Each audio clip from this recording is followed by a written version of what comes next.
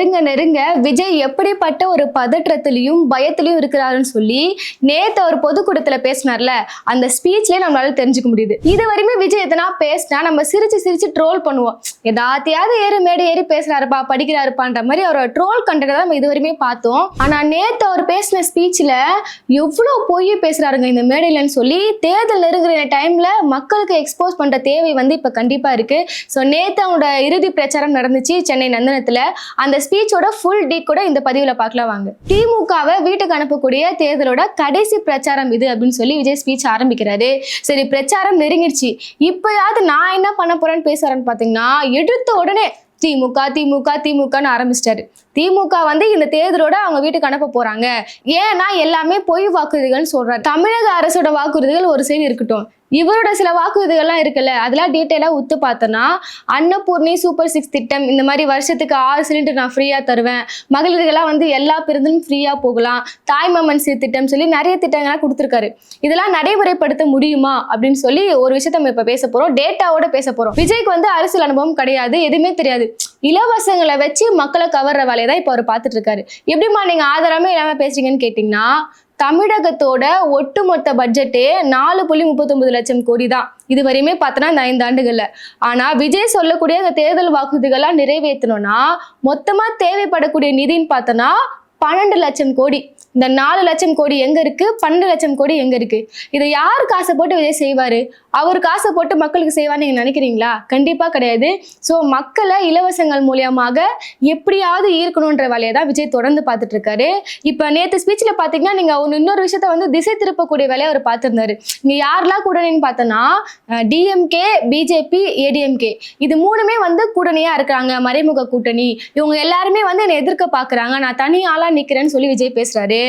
இறுதியில என்ன சொல்றாருன்னா, ஸ்பீச் ஆரம்பத்துல இப்படி சொல்றாரு, திமுகவும் பிஜேபியும் கூட்டணின்னு சொல்றாரு. ஸ்பீச் இறுதியில் என்ன சொல்றாருன்னா, இந்த தேர்தலுக்கு அப்புறம் பாருங்க டிஎம்கே வந்து எப்படியோ என் மேல கேஸ்லாம் வந்து நீங்க இது பண்ணிடுங்கன்னு சொல்லி பிஜேபி காலில் போய் விழுந்துரும்னு சொல்றாரு. என்ன ஒண்ணுமே புரியலையே. இப்போ அவங்க 2 பேரும் கூட்டணியில் இருக்குன்னு சொல்றீங்க, அதுக்கப்புறம் பாருங்க தேர்தலுக்கு அப்புறம் வேற வழியே இல்லாம பிஜேபி காலில் போய் அடிபணிஞ்சிருவாங்கன்னு சொல்றீங்க. அப்ப 2 பேருமே கூட்டணியில இருக்கிறாங்களா இல்லையா? அப்போ உங்க பேச்சிலே தெளிவு இல்லைன்றது இன்னொரு விஷயம் தெரியுதுல்ல. இன்னும் என்ன சொல்றாருன்னா, நான் கட்சி ஆரம்பிச்சதுல இருந்தே நான் என்ன சொன்னேன், விக்கிரவாண்டி மாநாட்டுல என்னோட கொள்கை எதிரி யாரு, பிஜேபின்னு சொன்னல, இன்னி வரையுமே நான் அதுல இருந்து 1 இன்ச்சாவது நகர்ந்துருக்கனா அப்படின்னு கேட்டிருக்காரு. நீங்க 1 இன்ச்சு நகர்ந்துக்கோங்க, 10 இன்ச்சு நகர்ந்துக்கோங்க, அது இல்லை முக்கியம். நீங்க கொள்கை எதிரின்னு சொல்லக்கூடிய பிஜேபி ஏதாவது ஒரு திட்டங்களை தமிழர்களுக்கு எதிராக, தமிழ்நாட்டுக்கு எதிராக, தென்மதங்களுக்கு எதிராக ஒரு கொண்டு வந்தாங்கன்னா ஒரு வார்த்தை ஸ்ட்ராங்கா ஒரு ஸ்டாண்ட் எடுத்து பேசிருக்கீங்களா? என்ன செஞ்சிருக்கீங்க இந்த தமிழ்நாட்டுக்காக? நீங்க பாத்தீங்கன்னா ஒண்ணுமே கிடையாது. இப்ப சமீபத்துல பார்த்தனா சொன்னதே திருப்பி திருப்பி சொல்லி இருக்காதமான்னு சொல்லி உங்க மைண்ட் வாஷ் எனக்கு புரியுது. ஆனா அவர் பேசக்கூடிய விஷயங்களுக்கும் அவர் இதுவரையும் பாஸ்ல எப்படி இருந்திருக்காருன்னு சொல்லி நம்ம கம்பேர் பண்ணி பார்த்தோன்னா சுத்தமா சம்மந்தமே இல்லை. திருப்பரங்குன்றம் இஷ்யூ வந்துச்சு, அப்பயும் வந்து அவர் வந்து எந்த ஸ்டாண்டுமே எடுக்கல, ஒரு வாய் வார்த்தை கூட விடல. இப்பயும் என் மேடையில் என்ன பேசுறாருன்னா, எனக்கு எம்மதமும் சம்மதம்ன்றாரு, அது ஒரு சைடு இருக்கட்டும். இப்ப டீலிமிடேஷன் இஷ்யூ, அது எவ்வளவு பெரிய விஷயம் சொல்லி தென் மாநிலங்கள எல்லா எம்பிகளும் அது வந்து தேர்தல் களத்தை ஒரு போராட்ட களமா மாத்தி அந்த மசோதாவை தோல்வியடை செஞ்சாங்க. இவ்வளவு விஷயங்கள் இங்க இருக்கும்போது விஜய் ஒண்ணுமே பண்ணல. டீலிமிடேஷனுக்கு எதிராக ஒரு அறிக்கை மட்டும் வெளியிட்டாரு, அதுல ஒன்றிய அரசின் குறிப்பிட்டாரே தவிர எங்கேயுமே பிஜேபின்னு குறிப்பிடவே இல்லை. அப்ப விஜயோட அரசியல்ன்றது அவரோட மக்களுக்கான பார்வை என்னன்னா, அவ்வளவு ஏமாளியாக மக்கள் தெரிகிறாங்களா? எதிர்ப்புன்றது ஒரு ட்வீட் போட்டா ஒரு எதிர்ப்பாயிடுமா? சரி இது விடுங்க, எஸ்ஐஆர் போராட்டம் நடந்துச்சு, டிவிக்கே நடந்துச்சு. இப்ப யாராவது விஜய் ஃபேன்ஸ் கேட்கிறால, அப்படிலாம் இல்ல. எஸ்ஐஆர் வந்து மத்திய அரசு கொண்டு வரும்போது விஜய் சார்பாக, டிவிகே சார்பாக ஒரு பெரிய போராட்டம் நடந்துச்சு அப்படின்னு நீங்க கேட்கலாம். அந்த போராட்டத்துல விஜய் கலந்துகிட்டாரா? சோ கட்சி சார்பா ஒரு போராட்டம், ஒன்றிய அரசு எதிர்த்து ஒரு போராட்டம் நடக்குதுன்னா அதுல கூட பங்கு கொள்ளாத ஒரு நபர் தான் விஜய் அவர்கள். அப்ப இவர் எல்லாமே பேசுறது எதுக்குன்னு பார்த்தோன்னா, மேடையில வந்து கைத்தட்டல் வாங்கணும், அதுதான் இவரோட முக்கியமான அஜெண்டாவே இருக்கு. அடுத்ததா பார்த்தோன்னா நயினார் நாகேந்திரனை குறிப்பிட்டு சில விஷயங்கள் பேசியிருந்தாரு. இந்த பிஜேபியில வந்து மேல ஒருத்தர் இருப்பார்ல, கண்ட்ரோல் பண்ணுவார்ல அப்படின்னு சொல்லி நயினார் நாகேந்திரோட பேரை சொல்ல கூட பயப்படுறாரு. என்னன்னா அவர் எப்ப பார்த்தாலும் நயினார் நாகேந்திரன் என்ன வந்து ஒரு நடிகன் நடிகன் நடிகன் சொல்லிட்டே இருக்காரு. ஆமா நான் நடிகன் தான், ஆனா நான் அரசியல நடிக்கல அப்படின்னு சொல்லி மேடைகள்ல பேசுறாரு. விஜய் நம்ம தொடர்ந்து பார்த்தோன்னா எல்லாமே நடிப்பு தான்.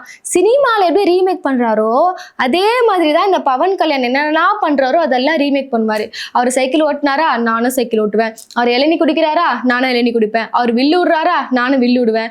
ரீசெண்டா கூட ஒரு ஸ்கிரிப்ட் லீக் ஆச்சு. என்னன்னா விஜய் அவர்கள் வந்து வெயில் தாங்க முடியாம மயக்கடிச்சு கீழே விழுற மாதிரியும் அவரை கூட்டிட்டு போய் ஹாஸ்பிட்டல்ல சேர்க்கிற மாதிரியும் ஒரு ஒத்திகை நாடகம் பார்த்தாங்கன்னு சொல்லி எல்லாமே டிராமா தான். விஜய் வந்து எதுவுமே வந்து ஒரு உணர்வு பூர்வமா அவர் எதுவுமே செய்யறது கிடையாது. இன்னுமே அந்த சினிமா முகம் இப்ப எல்லாமே பார்த்தோன்னா கடைசியா அந்த 2 வாரங்கள எல்லாருமே அவர் போனது ரோட் ஷோ தான். மக்களுக்காக அவர் எதுவுமே பேசல. ஏன்னு பார்த்தோன்னா இறுதி பிரச்சாரம் வந்துருச்சு. அவரால் தினமும்லாம் பேச முடியாது, கண்டிப்பா பேச முடியாது. ஸோ ஒரு கேப் இருக்கணும். இந்த ஒரு கண்டென்ட் பேசலாம்னா அடுத்ததா ஒரு 2 வாரமாச்சும் அவருக்கு அந்த ப்ரிப்பேர் பண்ணதுக்கான டைம் வேணும். ஸோ தொடர்ந்து நான் ரோட் ஷோ போறேன், தினமும் பிரச்சாரம் போறேன்னா என்னால பேச முடியாது. ஸோ பிரச்சாரம் அப்படின்ற ஃபார்மேட்டே மாத்து, டோட்டலா அது எப்படி இருக்கணும்னா அது ரோட் ஷோவா தான் இருக்கணும்னு சொல்லி பண்ணாரு. ஏன்னா இப்ப இந்த இறுதி பிரச்சாரத்துல மூச்சு விடாம விஜய் பேசுறாரு. நீங்க பாத்தீங்கன்னா எல்லாமே மனப்பாடம். ஒரு கட்டத்துக்கு மேல விஜய் என்ன பண்ணிட்டாருன்னா பாத்தீங்களா, கையெடுத்து கும்பிட்டு இந்த ஜனநாயகத்தை காப்பாத்துங்க, ஸ்டாலினை காப்பாத்துங்க, எனக்கு ஓட்டு போடுங்க, எனக்கு ஓட்டு போடுங்கன்னு சொல்லி கெஞ்சுறாரு. பார்க்க எப்படி இருந்துச்சுன்னா கடவுளே எப்படின்னா இந்த லென்த் டைலாக் எப்படின்னா பேசி முடிச்சிடணும் அப்படின்ற மாதிரி இருந்துச்சு. சரி, நயினார் நாகேந்திரோட பேரை சொல்லதான் பயப்படுறீங்கன்னு பாத்தீங்கன்னா எடப்பாடி அவர்களோட பேரை சொல்லவும் பயப்படுறாரு. நயினார் நாகேந்திரன் எப்படி மறைமுகமா சொன்னாரோ அதிமுக பேரும் ஒரு வாயில வரமாட்டுது. இந்த டிஎம்கே மற்றும் பலர் கூட்டணி மற்றும் பலர் அப்படிதான் சொல்றாரே தவிர எடப்பாடி அவர்களோட பேரும் சொல்ல. இது எடப்பாடியை குறிப்பிட்டு என்ன விஷயம் சொல்றாருன்னா, நீங்க 10 வருஷமா ஒரே தொகுதியில போட்டி போடுறீங்க, நீங்க ஜெயிக்கவே மாட்டீங்க, வேற தொகுதியில போய் நில்லுங்களேன், எதுக்கு அதே தொகுதியில நிக்கிறீங்கன்னு கேட்கிறாரு. சோ எடப்பாடிக்கு இப்படி ஒரு கேள்வி. அடுத்ததா செந்தில் பாலாஜி நோக்கி ஒரு கேள்வி கேட்கிறாரு. டிஎம்கேவோட அடிமையா வந்து நீங்க 20 வருஷமா இருக்கிறீங்க, ஏன் இந்த வாட்டி நீங்க கரூர்ல நிக்காம நீங்க கோயம்புத்தூர் போய் நிக்கிறீங்க அப்படின்னு கேக்குறாரு. இதுக்கு நான் பதில் சொல்றேன். அடுத்ததா செந்தில் பாலாஜி நோக்கி என்ன கேக்குறாருன்னா, 20 வருஷமா திமுக அடிமையா நீங்க வச்சிருக்கீங்க, அது ஒரு கோட்டைன்னு சொல்றீங்களே, எதுக்கு இந்த வாட்டி கரூர்ல நிக்காம செந்தில் பாலாஜி அவர்கள் போய் கோயம்புத்தூர்ல நிக்கிறாருன்னு சொல்லி அது ஒரு சவாலா பேசுறாரு. எங்க கொஞ்சமாவது மக்களுக்காக பயப்படுங்க. இதே கேள்விகளை மக்கள் கேட்க மாட்டாங்களா?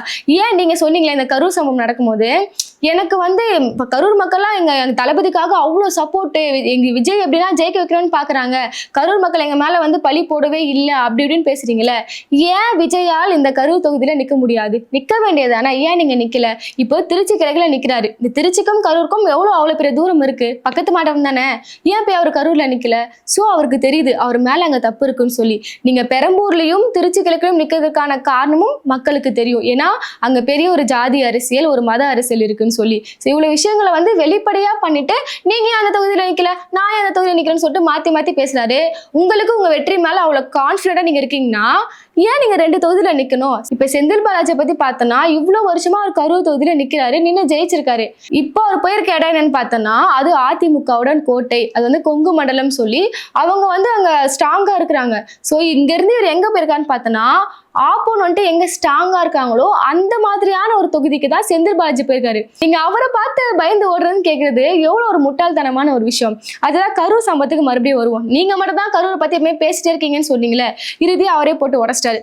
கரூர்ல வந்து என் மேல ஏன் பழிய போடுறீங்க, நான் அப்படி என்ன தப்பு பண்ணிட்டேன், நான் வந்து கரெக்டா சொன்ன டைம் நான் வந்தேன்னு சொல்லி அப்பட்டமான ஒரு பொய்.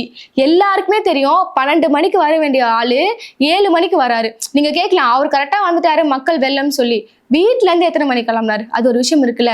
நல்லா தூங்கி ஏஞ்சி ரிகர்ஸ் எல்லாம் பார்த்துட்டு அவ்வளவு லேட்டா அவர் வீட்டுல இருந்து கிளம்புனதே ஒரு தாமதமான ஒரு டைம்ல தான் அவர் கிளம்புனாரு. அப்புறம் ஒரு விஷயம் வர பேசுற ஒரு பெரிய மக்கள் நாயகர் மாதிரி பேசுறாரு. என் மக்கள்லாம் அவ்வளவு பக்கத்துல எனக்கு வந்துட்டே இருக்காங்க, என் நாமக்கல் மக்களை விட்டு நான் எப்படி அம்போன்னு வரவா அப்படின்னு கேட்கிறாரு. அப்போ அம்போன்னு விட்டு வரமாட்டாரு, அம்போன்னு விட்டு ஓடுவாரு. இந்த 41 பேர் இருக்கும் போது அப்படியே ஓடின ஒரு நபர் தானே விஜய். அப்ப கூச்சமே இல்லாம சொல்றாரு. கரூர் சம்பவத்துல என் மேல பழி போட்டீங்கன்னு தொடர்ந்து பேசுறாரு. ஒன்னும் இல்ல, யாரு பழி போட்டா? ஸ்டாலின் அவர்கள் பேசும்போது கூட எந்த ஒரு தலைவனும் தொண்டர்கள் இருப்பதை விரும்ப மாட்டாங்கன்னு சொல்லிதான் ஸ்டாலின் அவர்கள் பேசினாரு. செந்தில் பாலாஜி அந்த ஸ்பாட்டுக்கு போனாருன்னா அது அவரோட ஊரு.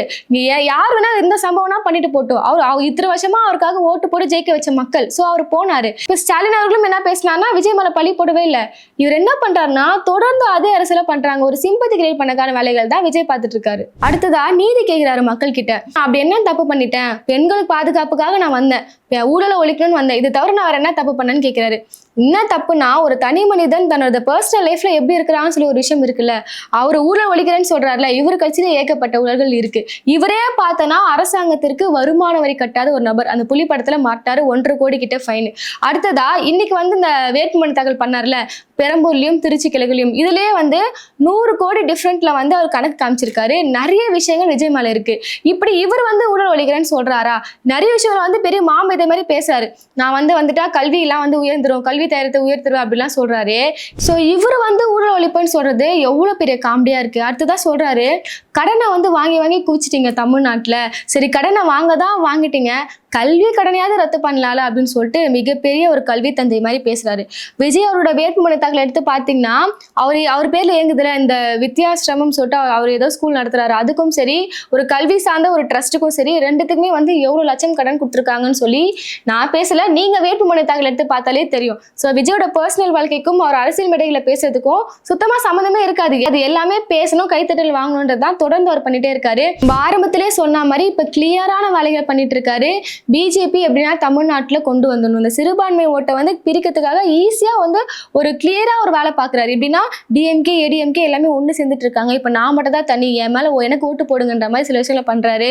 வேற வழியே இல்லாம இப்ப சிறுவர்களை வந்து பிரச்சாரத்துக்கு பயன்படுத்த ஆரம்பிச்சாரு. பாத்தீங்களா, நீங்க எப்படி ஒரு சாக்லேட்டோ கிண்டர் ஜாயோ வேணும்னா அம்மா அப்பா கிட்ட அழுது அடம் பிடிப்பீங்க. ஸோ அதே மாதிரி உங்க அம்மா அப்பா கிட்ட அடம் பிடிச்சி ஓட்டு போட சொல்லுங்கன்னு சொல்லி இனிமே மெச்சூரிட்டியே இல்லாம பேசுறாரு.